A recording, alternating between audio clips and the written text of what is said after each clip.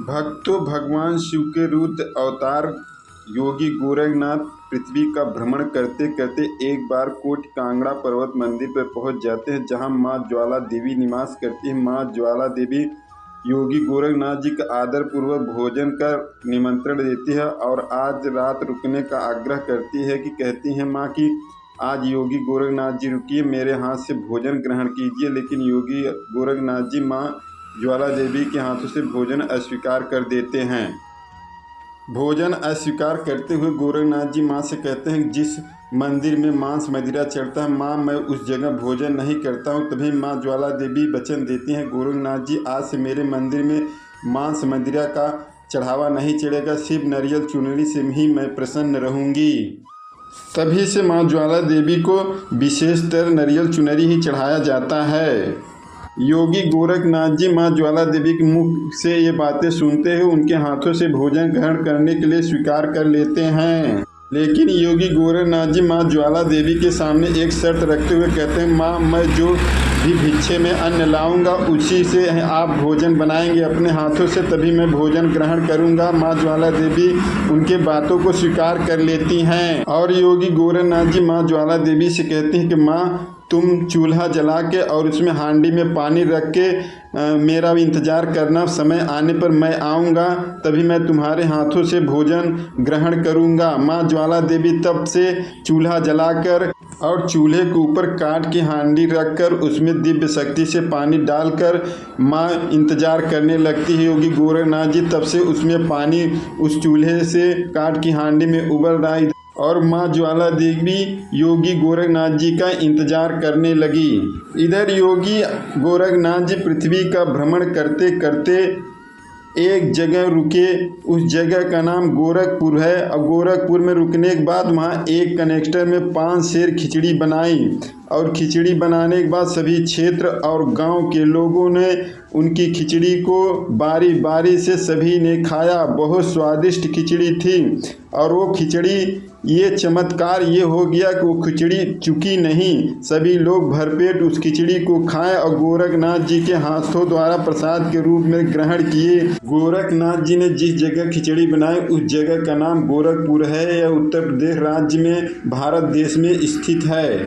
इधर मां ज्वाला देवी योगी गोरखनाथ जी का इंतजार करते करते कई वर्ष बीत गए और चूल्हा जल रहा था, उस काठ की हांडी में पानी भी उबल रहा था।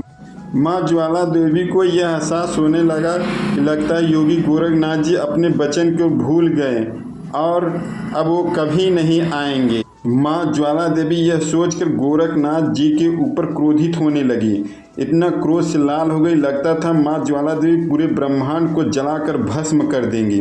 तभी मां ज्वाला देवी क्रोध में काल भूचाल का आवाहन किया और उसको आदेश दिया कि तुम जाकर योगी गोरखनाथ जी को पूरी सृष्टि में छान मारो और जहाँ भी कहीं भी मिले उसे दंडित करो।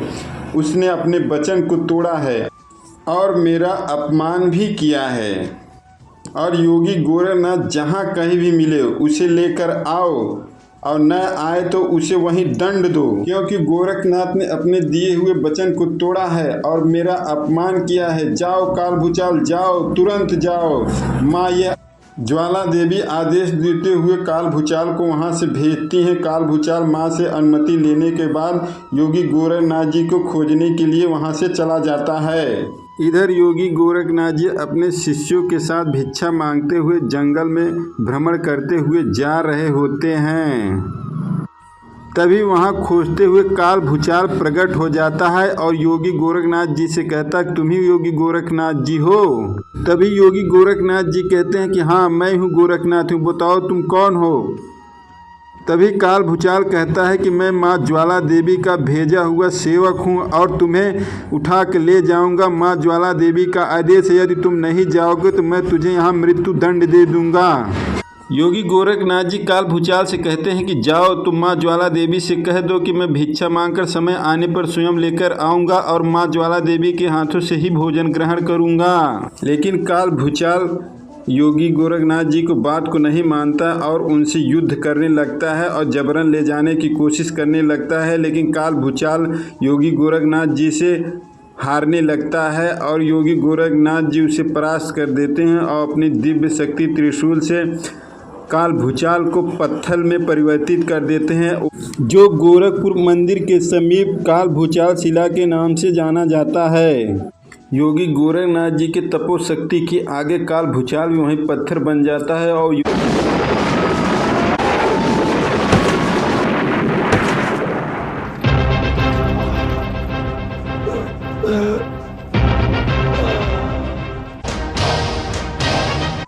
इसके बाद भगवान शिव के रुद्र अवतार योगी गोरखनाथ जी काल भूचाल को शिला में परिवर्तित करने के बाद अपने शिष्यों के साथ वहां से प्रस्थान कर गए। जब इस घटना का माँ ज्वाला देवी को पता चला, उन्हें बहुत पश्चाताप हुआ और पुनः योगी गोरखनाथ जी का इंतजार करने लगी। लेकिन योगी गोरखनाथ जी आज भी माँ ज्वाला देवी के पास नहीं गए। योगी गुरु गोरखनाथ जी भिक्षा में अन्न लेकर आज तक माता के पास नहीं गए, लेकिन माता ने उनका इंतजार करना नहीं छोड़ा, जिसके फलस्वरूप कोट कांगड़ा में माता ज्वाला देवी के मंदिर के पास ही एक पहाड़ी में वह पानी अब भी उबल रहा है, जिसे हम वर्तमान में गोरखहांडी के नाम से जानते हैं। ऐसी मान्यता है कि जब महायोगी गुरु गोरखनाथ जी भिक्षा में अन्न लेकर माता ज्वाला के पास जाएंगे और उनके हाथ का भोजन ग्रहण करते ही इस कलयुग का अंत होगा। और उस शुभ घड़ी का इंतज़ार तो मैं भी काफ़ी वर्षों से कर रही हूँ। सिद्ध योगी गुरु गोरखनाथ जी की जय हो गोरखनाथ जी की।